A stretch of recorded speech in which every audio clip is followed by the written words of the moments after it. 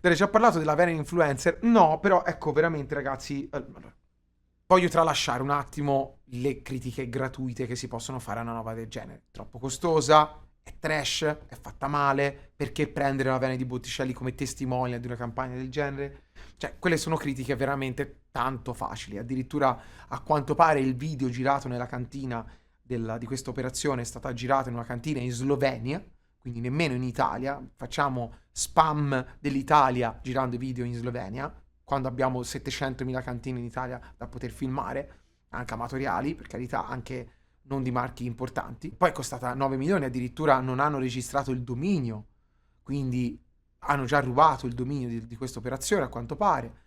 Era un video stock, minchia, nemmeno l'hanno girato, quindi insomma, secondo me è la solita furberia italiana dove qualcuno ha ciucciato qualcosa, secondo me, poi magari non è vero, vedremo, qualcuno ha ciucciato qualcosa, ha ciucciato tutti quei milioni per poi andare a risparmio proprio all'osso per tenersi tutti i soldi, che poi quanto avranno speso per una roba del genere? 1000 euro, 2000 euro, perché insomma il budget all'incirca è quello, un video stock più dominio non registrato, quindi non hanno speso nemmeno in quello, cioè proprio una roba fuori di testa. Tra l'altro è un'operazione che va totalmente contro quello che dice anche la Meloni o quello che vuole divulgare il governo della Meloni, quindi proprio una merda. Detto ciò, la cosa che mi sconvolge è che le persone che hanno fatto questa cosa hanno palesemente 80 anni, perché basta fare un giro su TikTok per capire come viene venduta l'immagine dell'Italia all'estero. O sui reel di Instagram se non avete TikTok perché è troppo giovane, non ce l'ho nemmeno io, Però io guardo molti reel al giorno, ne guardo tantissimi perché sono convinto che possano fornire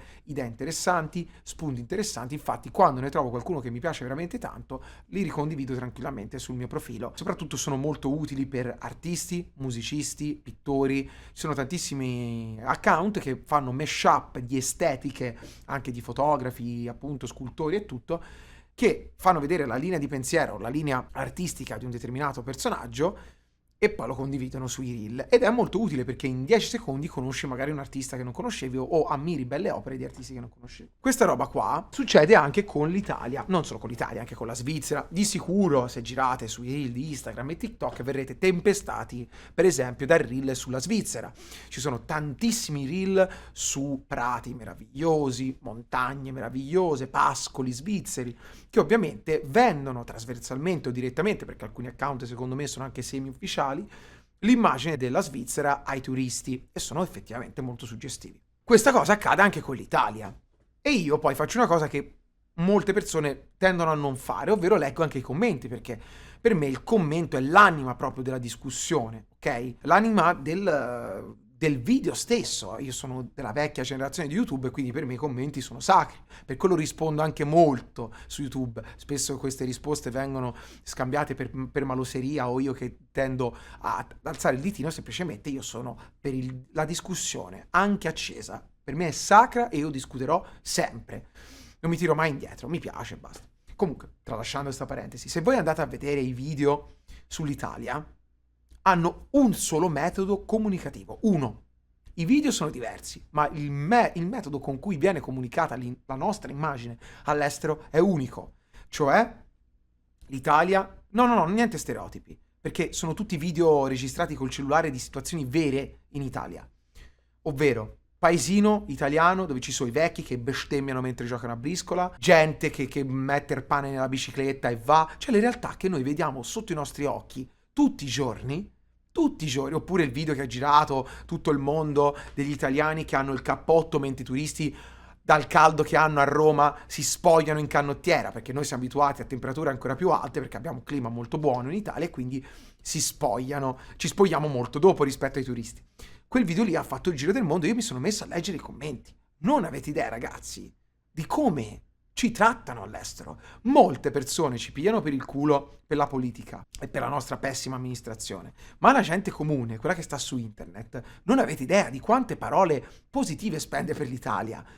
Cioè, aprite i commenti, ragazzi, non ha nessun senso. Americani, francesi, anche pure, che diciamo che non non gli stiamo molto simpatici, però soprattutto gli americani, che sono tantissimi, non fanno altro che sognare l'Italia, voler venire in Italia, guardate, mamma mia, che poi non è solamente questione di cibo, perché vedono le persone che stanno lì al bar e si gustano il caffè, tipo hanno fatto un video, che anche quello ha fatto il giro dell'America, dove viene filmato il tintinnio dei caffè, quando ovviamente gli italiani girano lo zucchero nel caffè, si sente il tintinnio del cucchiaino che sbatte sulla tazzina.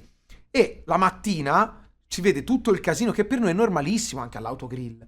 Cioè, quindi vedere tantissime persone che si affollano e prendono, urlano, prendono la brioche, scusate, vabbè, comunque il cornetto alla crema, alla bicocca, mi dà un caffè corretto, perché noi usiamo far così, sono cose normali, cioè è anche una banalità, no? Per l'italiano, urlare il caffè o ordinare da lontano cosa vuoi, perché magari c'è il cameriere indaffarato e prende 100 ordini tutti insieme. Ma voi non avete idea degli americani quanto siano stupiti di questa cosa e quanto vorrebbero essere lì. Io vorrei essere lì, vorrei, mamma mia, quanto sarebbe bello svegliarsi la mattina, andare a prendere il caffè, vivere quella roba, perché per loro è surreale, è fantascienza. Io ieri sono andato al giro a Brescia, sono girato per 3 piazze, le 3 piazze principali di Brescia, quelle più storiche. In 100 metri ero nella culla, cazzo, dell'umanità, minchia, è una cosa bellissima. E per loro quella roba è fantascienza, che come monumento hanno la palla di elastici più grossa del mondo. Cioè, e quindi quella è l'immagine che dovevamo vendere. Un'infinità, o se non una decina, no, forse anche un migliaio di reel, tutti basati su questa estetica. L'immagine più comune dell'italiano all'estero e più amata, perché basta leggere i commenti di quei video per capire come funziona, per capire come ci vedono all'estero. A loro non frega un cazzo della Salerno-Reggio Calabria, che ora non si chiama più così, non gliene frega un cazzo delle infiltrazioni mafiose, non gliene frega un cazzo di Berlusconi, non gliene frega un cazzo delle tasse. Loro vogliono semplicemente assaggiare l'estetica italiana, perché per loro venire a spendere un cazzo, perché in Italia non si spende un cazzo ai loro occhi, in Italia è goduria pura. Goduria pura. Poi ovviamente è anche un male, pura. È anche un male che non pensino a queste robe qui, perché vuol dire che non gliene frega un cazzo, e forse è anche meglio che non sappiano questo e dovrebbe interessarci più a noi. Però sono parentesi inutili adesso, stiamo parlando di comunicazione e di marketing. Però loro vogliono quella roba lì. Non c'è versi. Amano tantissimo quell'estetica, ora poi, che vanno di moda tantissimo sui reel, le estetiche mellow, le estetiche lo-fi, tutti quei colori, quelle immagini che in un certo senso ti proteggono, no? Sono delle coperte avvolgenti. Loro vogliono quella roba lì. Ed è stupido che nessuno se ne accorga. Avevano fatto anche un reel sulle divise dei carabinieri e dei poliziotti in Italia, tra l'altro sono disegnate da grandi stilisti, e non avete idea. Cioè, no, ma come, ma magari lì gli italiani si vestono bene anche in contesti normalissimi, anche i poliziotti, forze dell'ordine sono vestiti tutti bellissimi, con questo taglio. Io leggo tutto e sono fissatissimi con questa roba qua. Le divise ai carabinieri, che vediamo tutti i giorni. E poi non è vero che ci vestiamo tutti bene, però per loro... Perché chiaramente abbiamo un altro cervello. Siamo schillati, abbiamo la street attitude. Hanno fatto pure un reel sulle felpe di Salvini. È giusto promulgare un'immagine stereotipata dell'Italia, secondo te? Pablo, non è un'immagine stereotipata, è quello il discorso. Cioè, se... Ma poi anche quello è vero. Cioè, hanno fatto tantissimi reel in America, di turisti americani che sono famosi su Instagram e fanno reel, eccetera, che vanno a Napoli, che vanno a Palermo, vanno al sud e filmano e si sono divertiti a filmare tutte le discussioni dei vecchi o delle persone che stanno ai bar, eccetera, che discutono animatamente con la gestualità. È uno stereotipo? No, è la verità, noi gesticoliamo molto. E però per loro è bellissimo. Cioè, per loro non è uno stereotipo. Cioè, lo è, perché lo inseriscono in tanti film, anche in cartoni animati, lo sapete. Però gli piace, li affascina, perché effettivamente comunichiamo con le mani. Ed è una nostra caratteristica. E infatti l'Italia, nonostante quella merda, viene invasa dai turisti. Sono fissati, malati per questo paese qua. Se volevi spendere 9 milioni di euro, ne spendevi meno e facevi una campagna di comunicazione basata sui reel, perché i giovani, anzi tutti ormai, comunicano attraverso quello. E se volevi fare una cosa più standard, facevi il solito filmato piagnone con l'ulivi, il vino, l'olio, quelle robe che effettivamente però ci sono in Italia e accontentavi i vecchi che dicevano guarda me è bella la mia Italia, punto. Però ai giovani non comunichi con la Venere di Botticelli.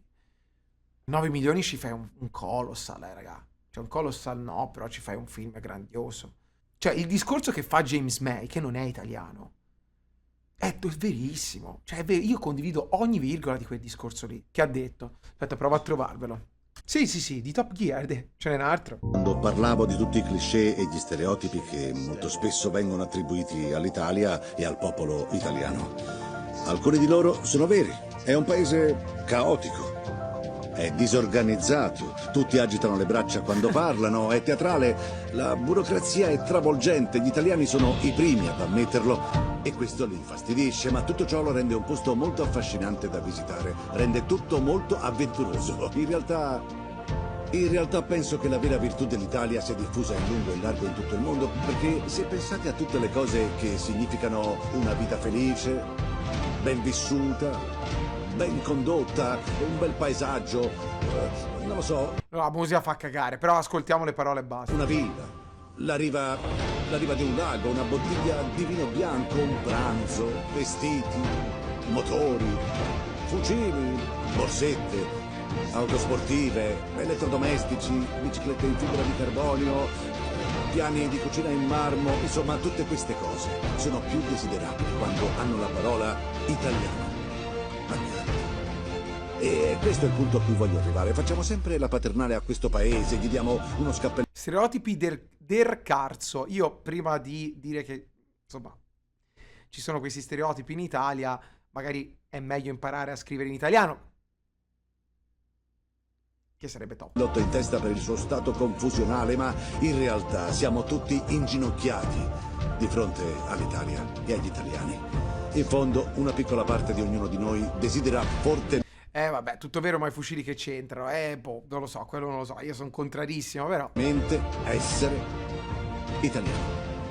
Dai, io lavoro in autonoleggio, questa cosa la vivo ogni giorno. Migliaia di persone che vengono in Italia e spendono fior di soldi per potersi vivere l'aria dell'Italia. Oggi ho fatto un noleggio con una coppia di anziani americani che mi ha raccontato di essere venuti oggi in Toscana per trovare qui la casa dove trasferirsi per sempre. Boia, perché ormai si sono resi conto che vogliono quello che hanno visto in Italia negli anni, vogliono fuggire dal caos e dall'insicurezza di Chicago. Ci sta. Il punto è proprio questo, non tirarsi troppo pensando di essere il centro del mondo. Ma non stavamo parlando di quello, amici. Stavo parlando di marketing sbagliato e marketing giusto e dei 9 milioni di spesi per questa operazione di marketing povera e sbagliata totalmente. Quello, si stava parlando di quello. L'impero romano lo abbiamo fondato noi a vabbè.